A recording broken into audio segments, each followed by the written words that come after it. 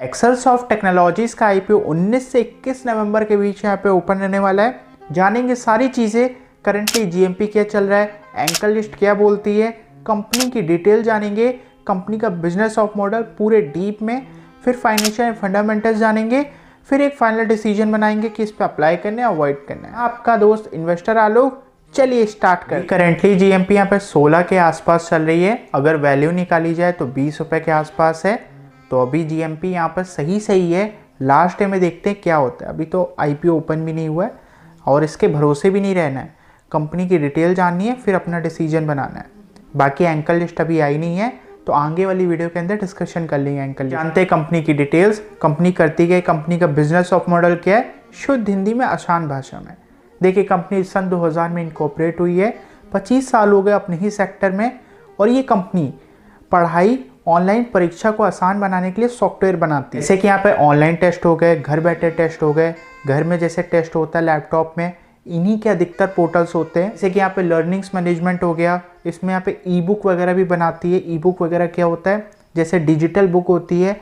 अब ऐसे अगर फिजिकली बुक लाएंगे तो महंगी पड़ती है। ई बुक क्या करती है, ऑनलाइन मोबाइल में पढ़ सकते हैं, वो सस्ती भी पड़ती है छात्रों को। स्टूडेंट सक्सेस प्रोग्राम, जैसे कोई स्टूडेंट यहाँ पे टॉप करा है, कोई स्टूडेंट का जो भी जैसे मार्क्स वगैरह हो गए, रोल नंबर डाल के जो देखे जाते हैं, अधिकतर पोर्टल इन्हीं के होते हैं। ये यूज़ कहाँ आते हैं, जैसे कि यहाँ पे स्कूल हो गए, कॉलेज हो गए, यूनिवर्सिटी हो गई, बड़ी बड़ी कंपनीज़ हो गए, सरकार हो गए, सब लोग इनके सॉफ्टवेयर यहाँ पे यूज़ करते हैं। सीधे सीधे शब्दों में बताऊँ तो जैसे ऑनलाइन पढ़ाई होगी, ऑनलाइन परीक्षा होगी, क्लासरूम को स्मार्ट बनाना हो गया। जैसे कि अभी आपने देखा होगा, जैसे सेंटर वगैरह पढ़ते हैं तो क्लासरूम स्मार्ट बनाने का मतलब ये होता है, अभी टीचर क्या होता है ना, आराम से बिल्कुल मस्त बैठे आँखें बंद करके।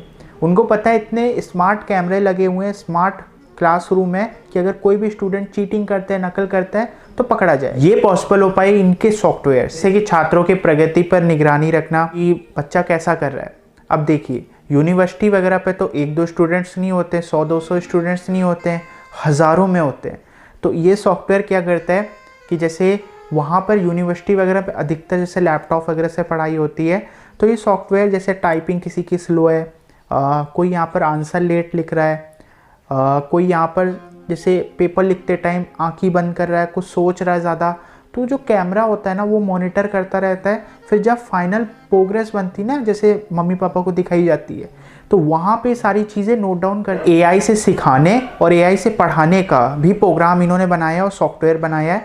जैसे कि यहाँ पर कोई भी स्टूडेंट को कोई भी डाउट है किसी सम में या किसी क्वेश्चन में, तो एआई से पूछेंगे तो सारा फॉर्मूला भी बताएगा और एक्सप्लेन भी करेगा, जिससे स्टूडेंट को टीचर के पास जाना नहीं पड़ेगा। ये सब अधिकतर यूज़ में यूनिवर्सिटी वगैरह में आते हैं, जो कि बहुत बड़ी बड़ी होती है, और हॉस्टल वगैरह में काफ़ी यूज़ में आते हैं। इसके सॉफ्टवेयर इंडिया में ही नहीं, यहाँ पर विदेशों में भी यूज़ करे जाते हैं, कि मलेशिया, सिंगापुर, यूके और भी काफ़ी सारी कंट्रीज़ हैं। ये सारा कुछ था इसका वर्क। जब आप वर्क समझोगे तभी आईपीओ की वैल्यू समझोगे। तो अगर अच्छी लगी हो वीडियो, कोई डाउट भी अगर रह गया हो तो कमेंट करिएगा, मैं आपका सॉल्व कर दूँ। हो सके तो चैनल को भी सब्सक्राइब कर लीजिएगा, बेल आइकन को ऑल में करिए। फाइनेंशियल फंडामेंटल समझ लेते हैं। सन 2023 से सन 2025 इस क्वार्टरली तक प्रोवाइड करा गया, काफ़ी अच्छी बात है। और देखा जाए तो एसेट्स में ज़्यादा कुछ ग्रोथ नहीं है, सब बराबर चलता आ रहा है, तो ठीक है, कोई दिक्कत नहीं। कल इनकम की बात करा जाए तो थोड़ा थोड़ा इंक्रीमेंट है हर एक साल में। आफ्टर टैक्स प्रॉफिट की बात करा जाए तो प्रॉफिट वही 20-25 करोड़ के आसपास चल रहा है, और इस क्वार्टरली में भी थोड़ा बहुत प्रॉफिट है। तो प्रॉफिट वाइज ओके बोले। इनकम, नेटवर्क, रिजर्व सब ओके हैं, बढ़िया हैं। और बोरोइंग्स भी है, मतलब कर्ज अभी के टाइम पे 37 करोड़ के आसपास है।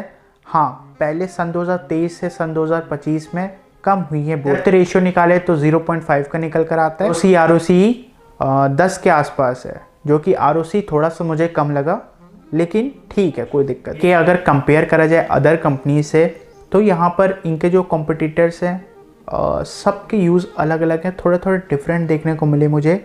और सबसे पी रेशियो और सारा कुछ ओके सबसे मैच करता हुआ चल रहा है।